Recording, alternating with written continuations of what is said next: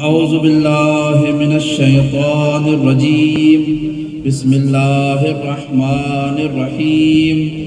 الحمد لله الذي هدانا لهذا وما كنا لنهتدي لولا أن هدانا الله لقد جاءت رسل ربنا بالحق. الصلاة والسلام على أشرف الأنبياء والمرسلين حبیب الہ العالمین ابی القاسم محمد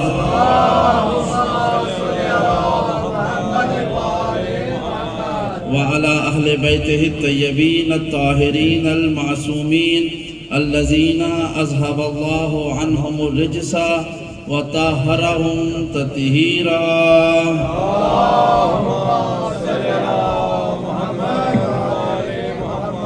واللعنة الدائمة على أعدائهم أجمعين من يوم عداوتهم إلى قيام يوم الدين. أما بعد فقد قال حق سبحانه وتعالى في محكم كلامه الأعلى. بسم الله الرحمن الرحيم. الله يجتبي إليه من يشاء من عباده وَيَهْدِي إِلَيْهِ مَن يُنِيبُ. صلوات.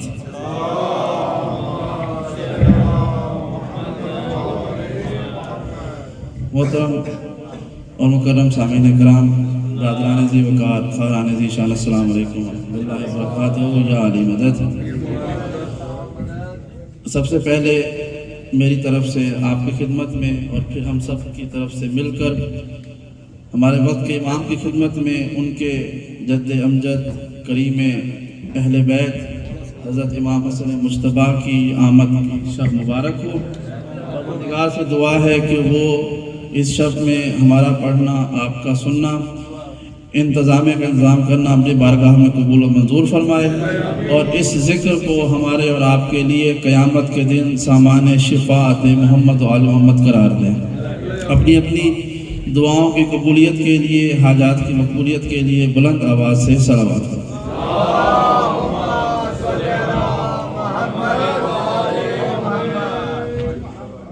پروردگار نے اپنی ہمیشہ رہنے والی کتاب قرآن مجید میں ارشاد فرمایا کہ اللہ یجتبی الیہ من یشاء من عبادہ، کہ اللہ اپنے بندوں میں سے جسے چاہتا ہے مجتبی بناتا ہے. اور اسی طرح کے لفظ ہیں، پھر آگے ہے کہ وَيَهْدِي إِلَيْهِ مَن يُنِيبُ، اور جسے چاہتا ہے اپنی طرف ہدایت کا راستہ دکھا دیتا ہے.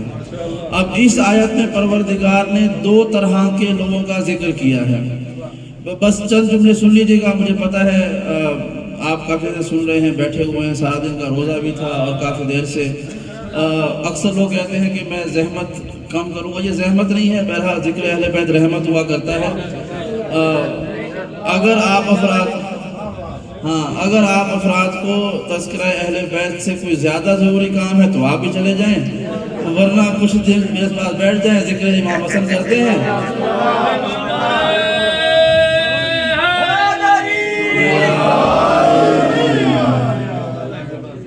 بس یہ پرائرٹیز کی بات ہے. چند جملے ہیں، پھر ہم آگے چلیں گے انشاءاللہ.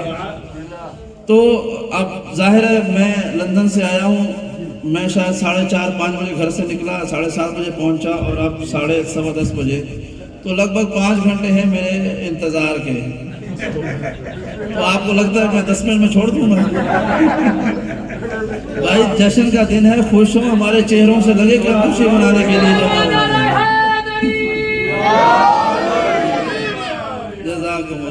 تو چند دن تو ہوتے ہیں ہمارے پاس خوشیوں کے، مسکرانے کے، تو کم سے کم آج تو خوش ہوں، مسکرائیں. چونکہ آج کی شب وہ ہے کہ جس دن آس بن وائل نامی ملعون شخص نے جب مکے میں اللہ کے رسول کو ابتری کا تانا دیا تھا، آج پروردگار نے وہ ابتری کا داغ ہمیشہ سے حسن مجتبیٰ کی صورت میں قیامت تک کے لیے دھو دیا ہے. جزاکم اللہ. تو بس چند جملے سن لیجئے. پروردگار نے فرمایا کہ اللہ یجتبی الیہ من یشاء من عبادہ، کہ اللہ اپنے بندوں میں سے جسے چاہتا ہے مجتبی بنا دیتا ہے.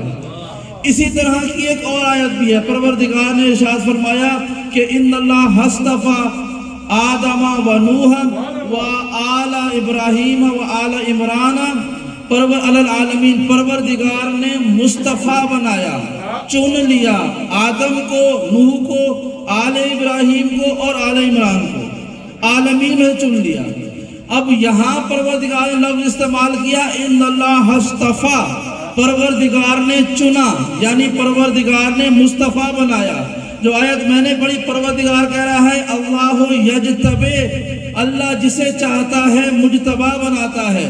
تو جب ہم نے ان دونوں لفظوں کا، مصطفیٰ اور مجتبی کا مطلب دیکھنا چاہا تو اکثر لوگوں نے لکھا کہ مصطفیٰ کا مطلب بھی چن لینا ہے، مجتبی کا مطلب بھی چن لینا ہے، دونوں کا مطلب ہے انتخاب کر لینا، لیکن کوئی تو فرق ہوگا، ان دونوں لفظوں میں کوئی تو فرق ہوگا کہ پروردگار نے وہاں کہا ہے کہ میں نے انبیاء کو مصطفیٰ بنایا، اور یہاں کہہ رہے ہیں میں اپنے بندوں میں سے کسی کو مجتبی بناتا ہوں۔ بس اگر یہ فرق سمجھ میں آ گیا تو آج گفتگو حاصل ہو جائے گی کہ مصطفیٰ میں اور مجتبی میں فرق کیا ہے۔ اب مثال سے سن لیجئے، اگر اس امام بارگاہ قصر ابو طالب میں انتظامیہ کو مبارکبادی پیش کرتا ہوں کہ انہوں نے یہ انتظام کر لیا، بالآخر جو ہے وہ یہ جگہ مستقل ہو گئی ہے، انشاءاللہ سلسلہ اعزاء اور ملا جو چل رہا تھا مختلف جگہوں پر اب وہ اس جگہ پر ہوا کرے گا۔ یہ بڑی خوشی کی بات ہے، خدا اس پوری انتظامیہ کو ہمیشہ اتفاق سے مل جل کر تذکرہ آل محمد کرنے کی توفیق عطا فرمائے کہ پروردگار نے فرمایا ہے کہ ایک لفظ ہے مصطفیٰ، ایک ہے مجتبی، دونوں کا مطلب ہوتا ہے چن لینا یا منتخب کر لینا۔ بس کا فرق سمجھیے گا ایک مثال کے ذریعے۔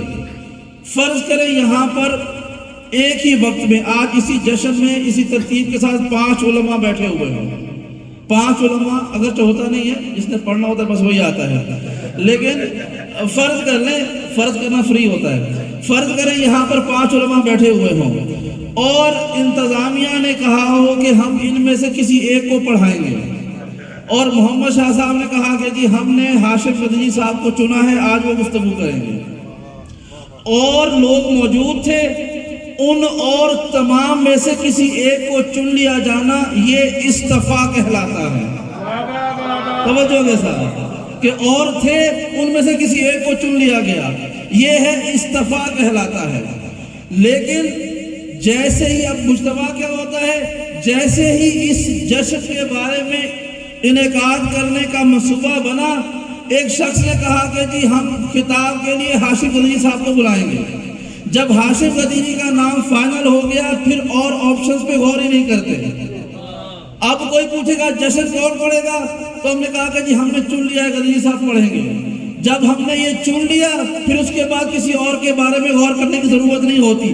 یہ ہے اجتبا کرنا، یعنی مصطفیٰ وہ ہے کہ جس کو چننے کے لیے اور افراد ہوں لیکن ایک کو چنا جائے۔ مجتبی وہ ہوتا ہے کہ جب اسے چن لیا جائے پھر کسی اور کی ضرورت ہی نہیں پڑتی ہے۔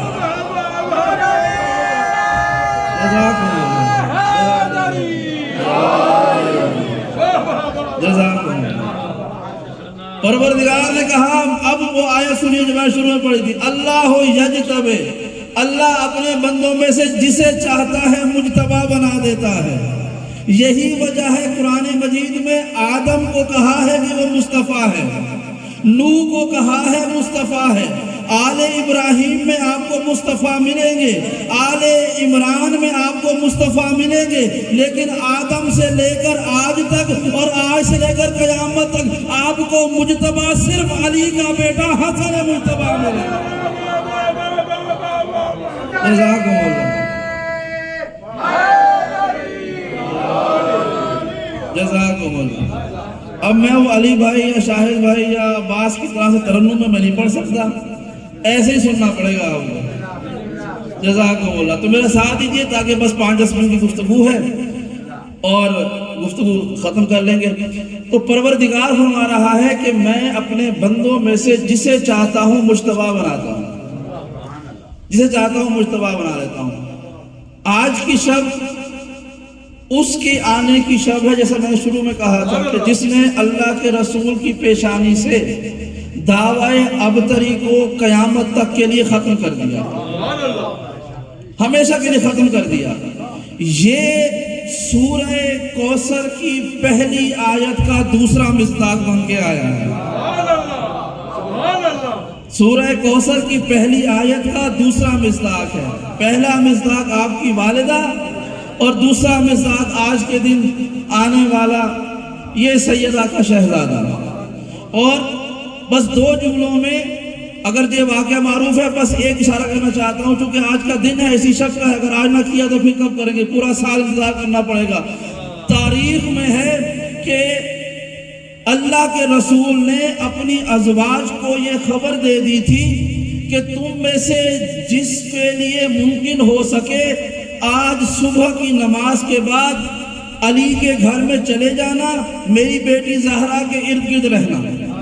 سنیے گا جملہ، ازواج رسول کو اللہ کے رسول نے خود کہا، اپنی بیویوں سے کہا کہ جس کے لیے ممکن ہو فجر کی نماز کے بعد چلے جانا، صحن فاطمہ میں رہنا، زہرا کے ارد گرد رہنا۔ خدا کی قسم اگر یہ جملے تاریخ میں نہ ہوتے میں یہاں پر اضافہ نہ کرتا، کیونکہ میرا عقیدہ ہے آل محمد کے فضائل کو بنانے کی ضرورت نہیں ہے، تلاش کرنے کی ضرورت ہے، کیونکہ بنائے اس کے جاتے ہیں جس کے نہ ہوں، جس کے ہوں اس کے تلاش کیے جاتے ہیں۔ اللہ کے رسول نے کہا کہ اے میری بیویوں، فاطمہ کے یہاں چلی جانا، جس کے لیے ہو سکے فجر کی نماز کے بعد چلی جانا، اور آج کے دن جو کچھ تم صحن فاطمہ میں دیکھنا تم پر لازم ہے کہ اسے خود بھی یاد رکھو اور مدینے کی اور عورتوں کو بھی بتانا کہ تم نے زہرا کے یہاں کیا دیکھا۔ خدا کی عزت کی قسم، ازواج رسول میں جو اہل سنت کے یہاں سب سے مشہور زوجہ ہے نا، اس کی روایت ہے کہ میں فجر کی نماز کے فوراً بعد صحن فاطمہ میں چلی گئی، میں نے دیکھا کہ فجر کی نماز کا وقت ہے، زہرا کا سر پروردگار کی بارگاہ میں سجدے میں جھکا ہوا ہے، میں زہرا کے پاس بیٹھی رہی، فجر کا وقت ختم ہوا، ظہر کا وقت آیا، میں نے دیکھا زہرا کا سر مصلی پر ہے، ظہر کا وقت ختم ہوا، زہرا نے سجدے سے سر اٹھایا، کچھ لمحے کے بعد زہرا کی آغوش میں محمد مصطفیٰ کے چہرے جیسا چہرہ رکھنے والا ایک بچہ نظر آیا۔ ظہر میں تنہا زہرا کا سر سجدے میں تھا، عصر میں زہرا بھی سجدے میں تھی، یہ بچہ بھی سجدے میں۔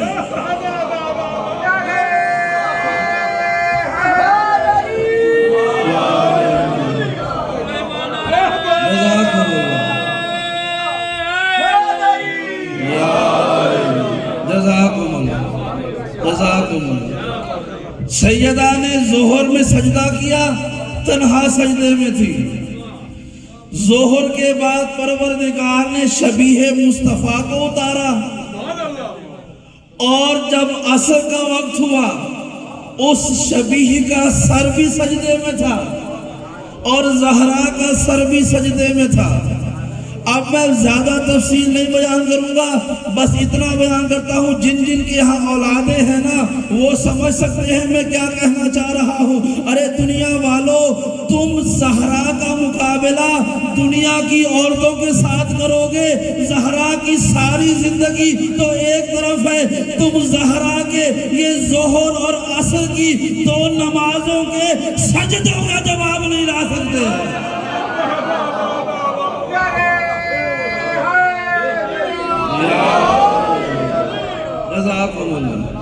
جزاکم اللہ کہ بی بی نے عصر کا سجدہ کیا تو ساتھ میں بیٹا بھی سجدہ کر رہا ہے۔ جزاکم اللہ۔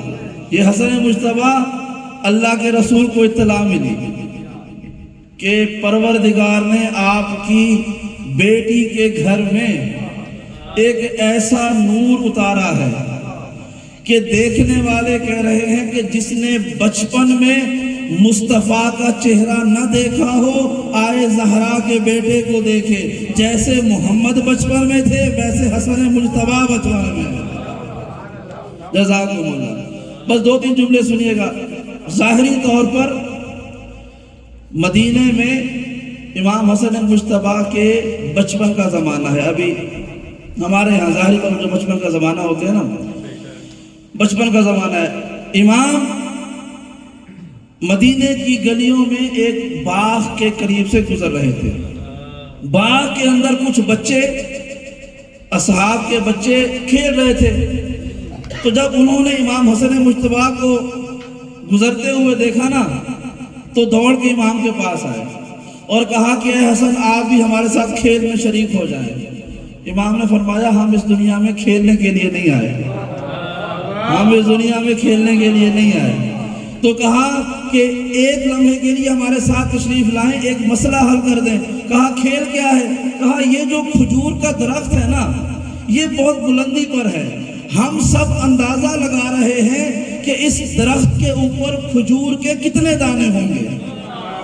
توجہ کے ساتھ، بھائی بچے ہیں نا، کھیل رہے ہیں کہ اس درخت کے اوپر کتنے دانے ہوں گے. ایک نے کہا 50 ہیں، ایک نے کہا 100 ہیں، ایک نے کہا 150 ہیں. امام نے جب یہ سوال سنا، خدا کی قسم روایت کے لفظ ہے، امام نے سر اٹھا کر کھجور کی طرف دیکھا نہیں، سر اٹھا کے درخت کی طرف دیکھا نہیں. جس طرح سوال کرنے والے نے سوال کیا، تاریخ کے لفظ ہے، امام نے کہا کہ اس وقت کھجور کے 320 دانے ہیں. اس درخت کے اوپر کھجور کے 320 دانے ہیں. جب یہ جواب سنا تو ایک شخص کو، بچے کو کہا گیا اوپر جاؤ اور گن کے بتاؤ. وہ شخص بچہ اوپر چڑھا، اس نے وہ دانے گنے تو 320 دانے تھے. اب جو بچے ارد گرد کھڑے تھے نا، انہوں نے کہا کہ حسن یہ باغ تو فلاں بچے کے باپ کا ہے، آپ کبھی اس باغ میں آئے نہیں، آپ نے کبھی اس کھجور کے درخت کو دیکھا نہیں، آپ کبھی اس کے اوپر گئے نہیں، ابھی بھی سوال کیا تو آپ نے دیکھے بغیر جواب دے دیا. آپ کو کیسے معلوم ہوا کہ اس کھجور کے اوپر 320 دانے ہیں؟ امام نے مسکراتے ہوئے کہا جب تم نے مجھ سے سوال کیا اور میری زبان سے نکلا کہ یہ 320 ہے، اگر 320 نہ بھی ہوتے، جب میں نے کہہ دیا 320 ہے تو پھر 320 ہوں گے.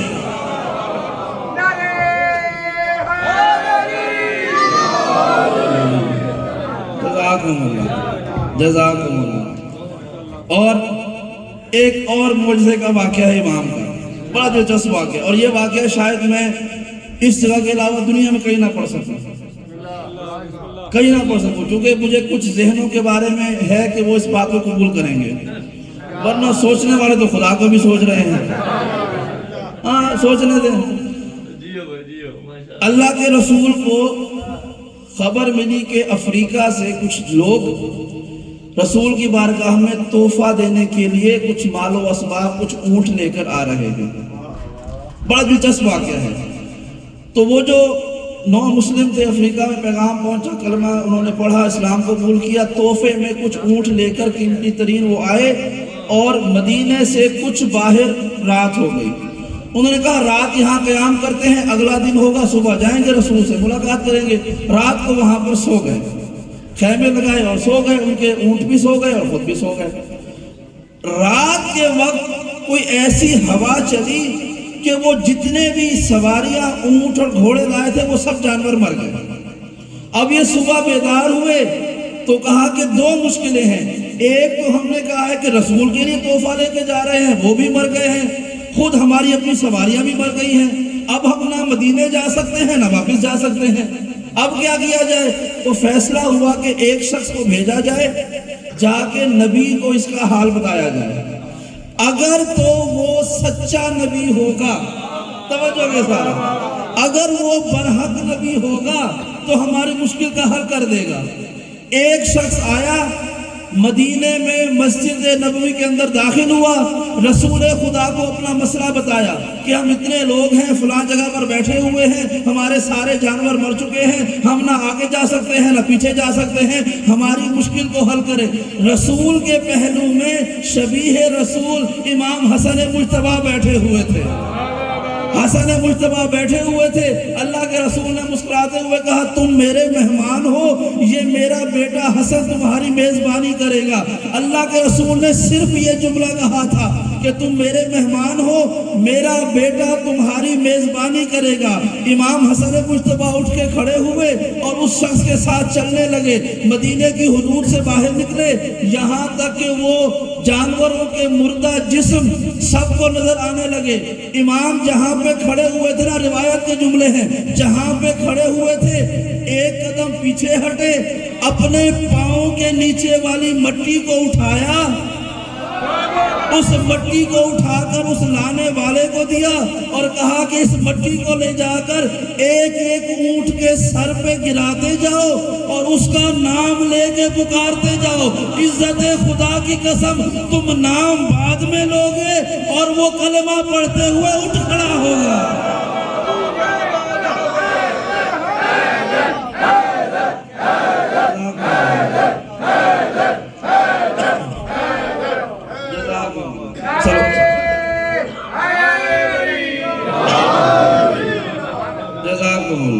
کہ تم صرف ان کے نام لے کر پکارو، وہ اٹھ کے کھڑے ہو جائیں گے۔ جب انہوں نے یہ عمل کیا، وہ سارے اونٹ زندہ ہو کے کھڑے ہو گئے۔ اب یہ گفتگو تھی ان لوگوں سے کہ جو یہ مانتے ہیں کہ پروردگار نے کن کا اختیار ان ہستیوں کے ارادے اور سوچ پہ رکھا ہے کہ اگر یہ کن سوچ لے تو کن ہو جاتا ہے۔ توجہ کے ساتھ کہ یہ کن سوچ بھی لے تو کن ہو جاتا ہے۔ اب جملہ سنیے گا، جب وہ اونٹ زندہ ہوئے کھڑے ہوئے تو یہ افریقی لوگ حیران ہوئے، پوچھتے ہیں کہ آپ کے پاس یہ علم، یہ معجزہ کیسے آیا کہ آپ کہہ رہے ہیں اونٹوں کے نام لوگ پکارو تو وہ کھڑے ہو جائیں گے؟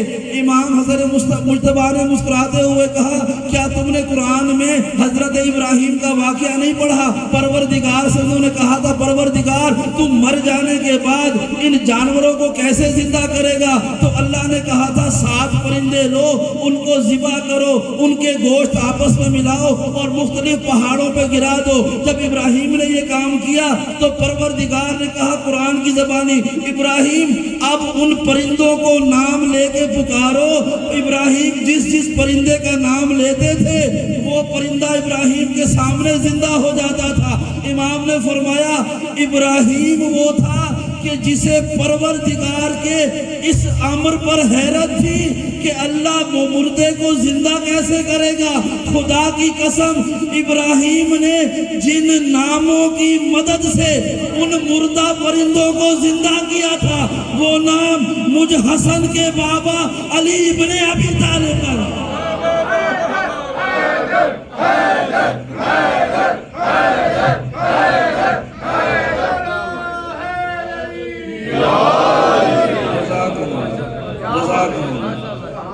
بس آخری 2-3 جملے سن لیجئے۔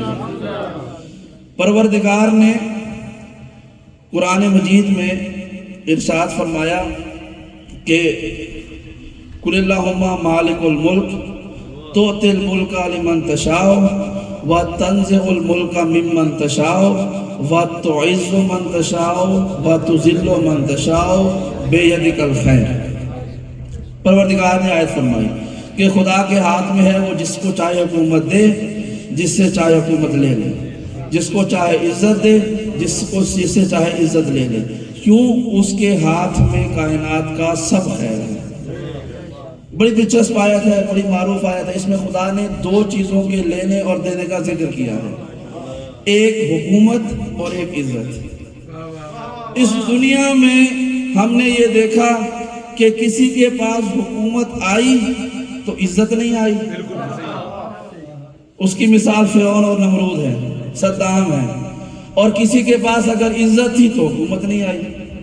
ایسے بہت سارے افراد ہیں۔ بڑا مشکل ہے کسی کے پاس یہ دونوں صفات جمع ہو جانا، کہ کسی کے پاس عزت بھی ہو اور حکومت بھی مل جائے۔ پروردگار نے ایک اور آیت فرمائی، یہ آیت میں رکھیے گا، ایک اور آیت ہے۔ پروردگار نے فرمایا کہ اے میرے حبیب ان سے کہو کہ یہ جو لوگ میری صفت کرتے ہیں نا، ان سے کہو کہ سبحان ربک رب العزت عما یصفون۔ ان سے پوچھو، اگر یہ تم سے میرے بارے میں پوچھے نا کہ رب کون ہے، تو ان سے کہو کہ پاک ہے وہ ذات کہ جو اے محمد تیرا بھی رب ہے اور عزت کا بھی رب ہے۔ اما یصفون، یہ میری کیا حمد کریں گے، یہ میرے کیا قصیدے پڑھیں گے، یہ میری کیا وصف کریں گے۔ سبحان ربک، اگر یہ پوچھے نا محمد تیرا رب کون ہے، کتنا بڑا ہے، رب کی ربوبیت کی دلیل صرف یہ دے دینا کہ وہ محمد کا بھی رب ہے اور عزت کا بھی رب ہے۔ توجہ کے ساتھ، محمد کا بھی رب ہے اور عزت کا بھی رب ہے۔ یہ لفظ ہے میرا ہے کہ خدا محمد کا بھی رب ہے، عزت کا بھی رب ہے۔ اور پھر آگے عزت کے بارے میں ایک اور آیت آ گئی، عزت کے بارے میں، عزت داروں کے بارے میں پروردگار کہہ رہا ہے قل ان العزت للہ جمیعا، کہ جتنی بھی عزت ہے سب کی سب اللہ کے لیے ہے۔ یہ 3-4 آیتیں ہیں، قل ان العزت للہ جمیعا، سب کی سب عزت اللہ کے لیے ہے۔ ایک اور آیت ہے للہ العزت ولرسولہ وللمؤمنین، اے میرے حبیب ان سے کہو کہ عزت اللہ کے لیے ہے، عزت رسول کے لیے ہے اور عزت مومنین کے لیے ہے۔ وہاں خدا کہہ رہا ہے کہ ان سے کہو کہ اللہ میرا بھی رب ہے اور عزت کا بھی رب ہے، اور یہاں کہہ رہا ہے کہ عزت اللہ کے لیے ہے، رسول کے لیے ہے اور مومنین کے لیے ہے۔ تو اب یہ کتنی عجیب شے ہے عزت، کہ خدا کبھی کہہ رہا ہے صرف میری ہے، کبھی کہہ رہا ہے کہ میں نے محمد کو بھی دی ہے اور مومنین کو بھی دی ہے۔ اب ہم تلاش کرتے ہیں عزت کیا ہے۔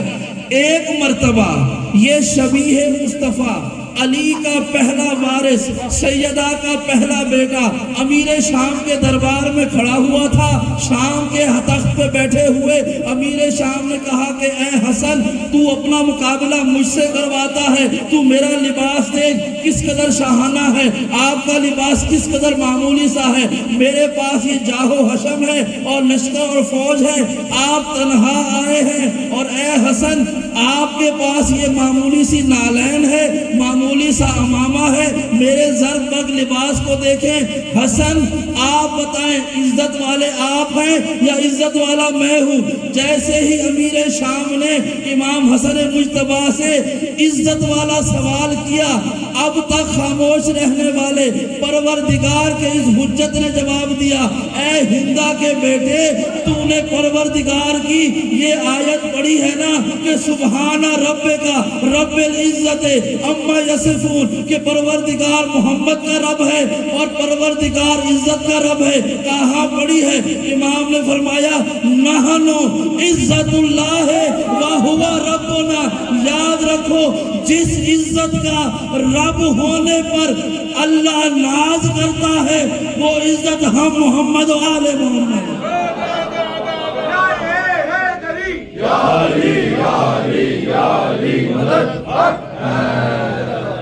جزاکم اللہ، کہ جس عزت کا رب ہونے پہ اللہ ناز کر رہا ہے وہ عزت ہم آل محمد ہیں۔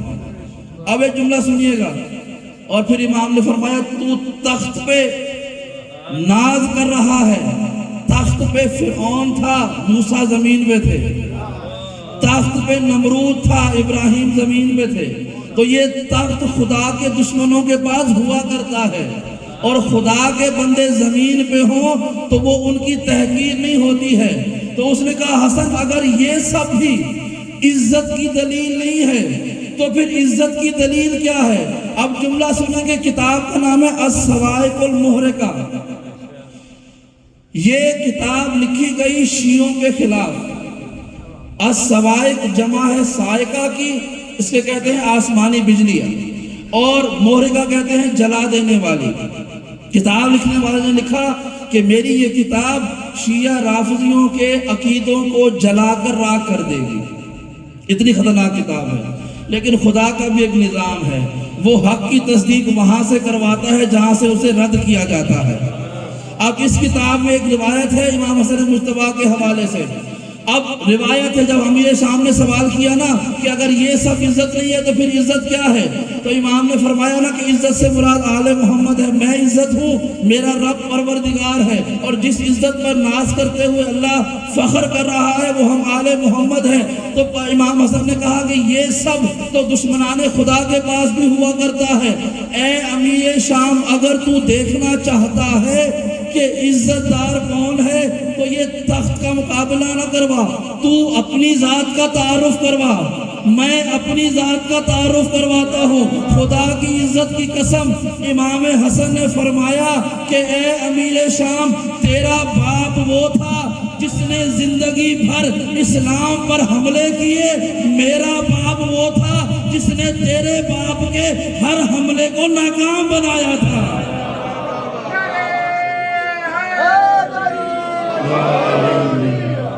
کہ تیرا باپ زندگی بھر اسلام سے لڑتا رہا، میرا باپ زندگی بھر اسلام کی حفاظت کرتا رہا۔ امام نے فرمایا اے امیر شام، تیری ماں وہ تھی جس نے امیر حمزہ کا کلیجہ چبایا تھا، میری ماں وہ تھی کہ جب چل کے آتی تھی رسول کھڑے ہو کے احترام کیا کرتے۔ جزاکم اللہ۔ اور آخری جملہ سنیے، امام نے فرمایا امیر شام، تو اپنا تقابل مجھ سے کرواتا ہے، تجھے آج تک خدا کے اس کلام پر مکمل ایمان نہیں ہوا، اور میں وہ ہوں اپنی ماں کی گود میں لیٹ کر لوح محفوظ سے قرآن کی تلاوت کیا کرتا تھا۔ جزاکم اللہ۔ آخری جملہ یہ میرے اور آپ کے لیے آخری جملہ ہے۔ پروردگار نے فرمایا للہ العزت ولرسولہ وللمؤمنین، عزت اللہ کے لیے ہے، رسول کے لیے ہے، مومنین کے لیے ہے۔ امام حسن نے کہا عزت سے مراد ہم آل محمد ہیں، تو آسان ترجمہ کر دوں، آل محمد اللہ کے لیے ہے، خود محمد کے لیے ہے، اور مومنین کے لیے ہے۔ بھائی کوئی اور مانے یا نہ مانے، ہمارے یہاں عزت کا معیار صرف ولایت علی ابن ابی طالب ہے۔ ہمارے یہاں عزت کا معیار سوائے علی کی ولایت کچھ نہیں ہے۔ عزت دار وہ ہے کہ جس کے یہاں علی کی ولایت ہے۔ تو امام فرما رہے ہیں کہ عزت سے مراد ہم آل محمد ہیں۔ خدا کہہ رہا ہے کہ عزت میرے پاس ہے، رسول کے پاس ہے، اور مومنین کے پاس ہے۔ یعنی اہل بیت اللہ کے لیے ہیں، رسول کے لیے ہیں، مومنین کے لیے ہیں۔ یعنی آپ کو اور ہمیں پروردگار نے عزت والا کہا ہے۔ بھئی اس پہ خاموشی نہیں بنتی تھی، اس پہ خاموشی نہیں، میں نہیں کہہ رہا آپ کو عزت والا، اللہ کہہ رہا ہے۔ خدا کہہ رہا ہے کہ میں نے مومنین کو عزت والا بنایا ہے۔ اب آخری جملہ سن لیجئے، میں یہاں پر آتا رہتا ہوں۔ محمد شاہ صاحب نے کہا کہ ابھی آپ کے سامنے علامہ ہاشم رضا قدیری صاحب، تو علامہ لفظ ہے صیغہ مبالغہ جس کے پاس بہت زیادہ علم ہے، یعنی علم والا کہہ کر وہ مجھے عزت دے رہے ہیں۔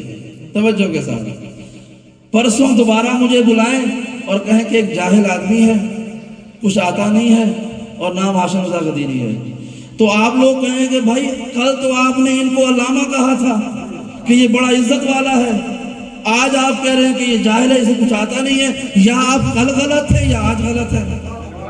بھائی توجہ کے ساتھ، یا آپ کل غلط تھے یا آپ آج غلط ہے۔ یا آپ نے کل عزت دی تو آج آپ اس کو ذلیل نہیں کر سکتے، کیونکہ آپ نے اس کو عزت دی تھی۔ تو ہمارے گنہگار معاشرے میں بھی ایک چھوٹا سا فرد اگر دوسرے فرد سے عزت حاصل کر لے تو اگلے دن شرافت کا تقاضا یہ ہے کہ اس کو ذلیل نہیں کیا جاتا۔ اب خدا کہہ رہا ہے میں نے مومنین کو عزت والا بنایا ہے۔ اب مومنین چاہے مشرق میں ہو تب بھی عزت والے ہوں گے، وہ مغرب میں ہو تب بھی عزت والے ہوں گے، وہ زندہ ہو تب بھی عزت والے ہوں گے، وہ قبر میں چلے جائیں تب بھی عزت والے ہوں گے، قیامت کے دن بھی وہ عزت والے اٹھائے جائیں گے۔ اور کسی سے پوچھ لیجئے گا جہنم میں جانا عزت ہے یا ذلت ہے، سب کہیں گے یہ ذلت ہے۔ تو پروردگار نے جسے دنیا میں عزت والا بنایا ہے، قیامت کے دن اسے جہنم میں ڈال کر ذلیل نہیں کرے گا۔